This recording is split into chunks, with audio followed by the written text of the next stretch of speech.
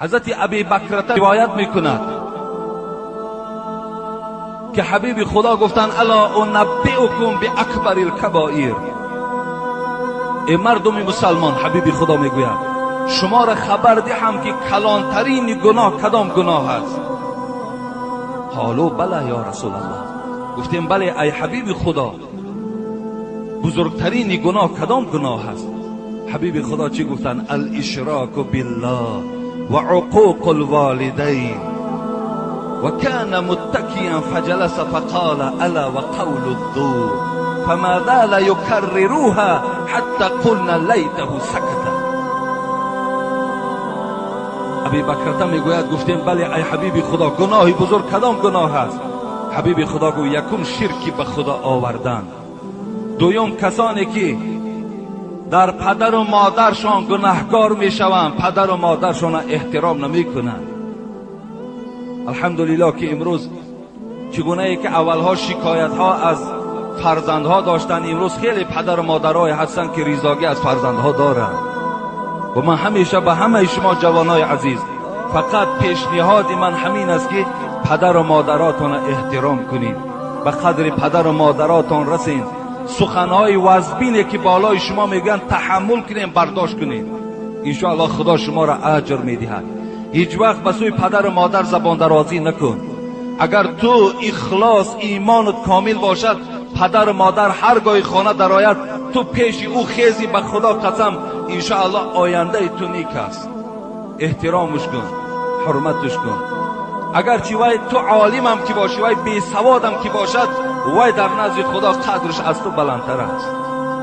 وای احترام کن. حبیب خدا گفتن یکم شرکی به خدا گناهی وزنین است، دویم حقوق پدر و مادر را پایمال کردن. لیکن ابی بکرته میگوید پیغمبر خدا وقتی این سخن میگفت تکیه زده بودند، از تکیه خیستن در جایشان نشستن و چی گفتن؟ سیوم گناهی که خداوند گویم بنده را به سبب او عذاب میکند این دروغ گفتن است. فما زال یکرروها.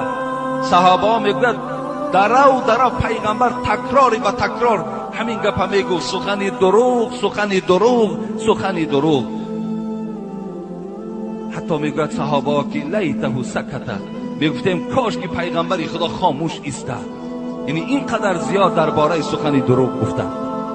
امروز بسیاری جوانا را میبینیم، بسیاری گویم کلانترا را میبینیم دروغ میگویم. حتی دروغ اگر به شوخی هم که دروغ گویم وای دروغ است.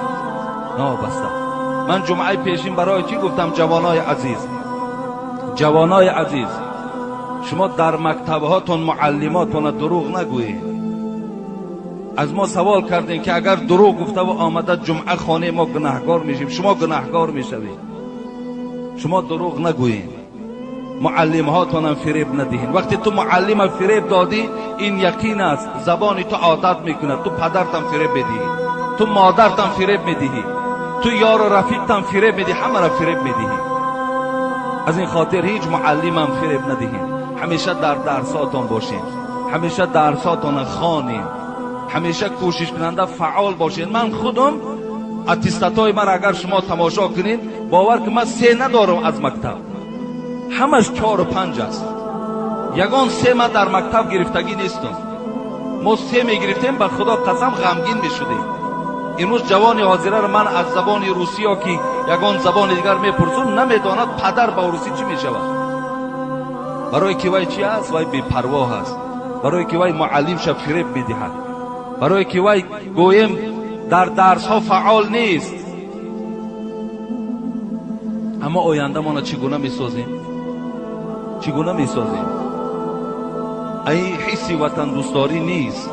وقتی که متخصصای ما از دیگر وطن آیند وای وطن ما را آباد میکرد. هیچ وقت.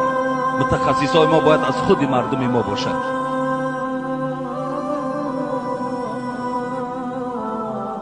دروغ این یکی از گناههای کبیره هست.